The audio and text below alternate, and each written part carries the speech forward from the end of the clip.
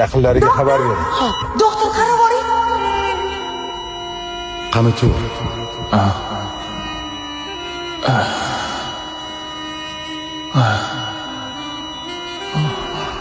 Sen umringni so'nggi daqiqalaridasan. Umring mobaynida sen faqat yaxshi amallar qilding. Endi sen uchun jannat eshiklari ochiq. Tur. Men bilan ketasanmi? Men jannatga kirishni umr bo'yi orzu qilganman.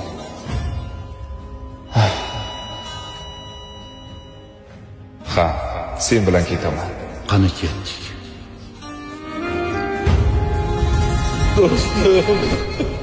To'xta. Kimningdir yig'i ovozi eshitilyapti.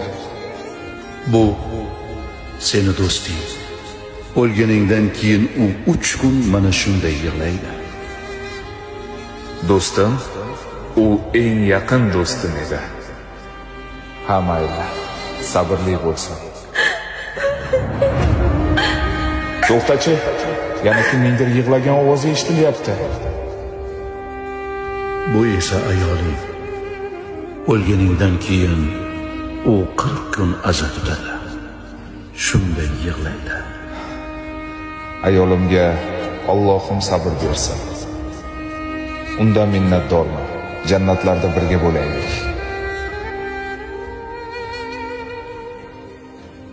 Bu esa sening joying, sen orzu qilgan jannat. Rostdanmi?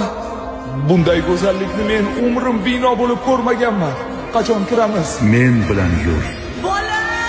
To'xta. Meni tashlab ketma, bola! Bu kimning faryodi? Bu onang. Yuraging to'xtab qolganini eshitdi.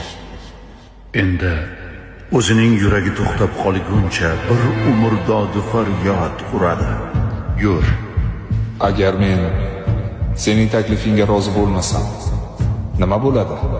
U holda senga jannatga kirish imkoni qayta berilmasligi mumkin.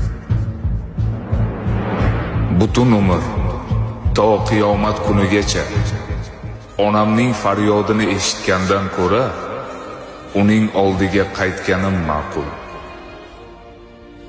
Men ketmayman. O'zing bilasan. Bemor o'ziga keldi. Ko'zingizni oching. Hamshira, qarab oling, hamshira.